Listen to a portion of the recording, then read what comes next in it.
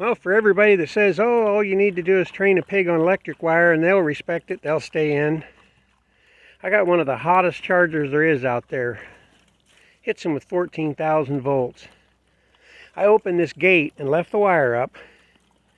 And what I was going to do was I was going to get them a pan. I was going to take that slop I poured all over the ground and put it in a pan out here and then let them out to eat it. Both of them wanted out here where all these acorns are so bad.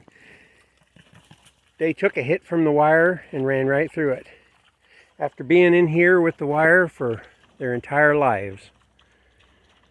So, when they say, oh no, them pigs will respect that wire, once they learn they won't go through it. Well, most of the time they won't.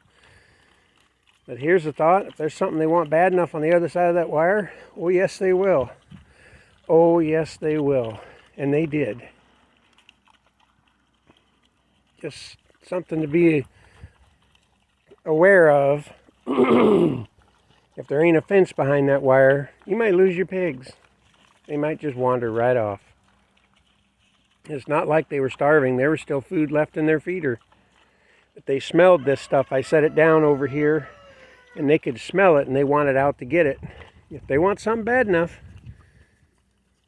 they'll go right through that wire if there ain't a fence behind it.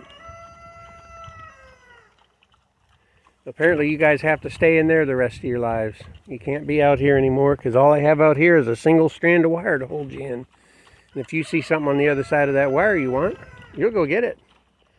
So you did it to yourselves. I don't want to hear no complaining. Anyway, this has just been a word to the wise. Learn from what I just found out the hard way. Thankfully I poured that stuff in there and they ran right back in to get it.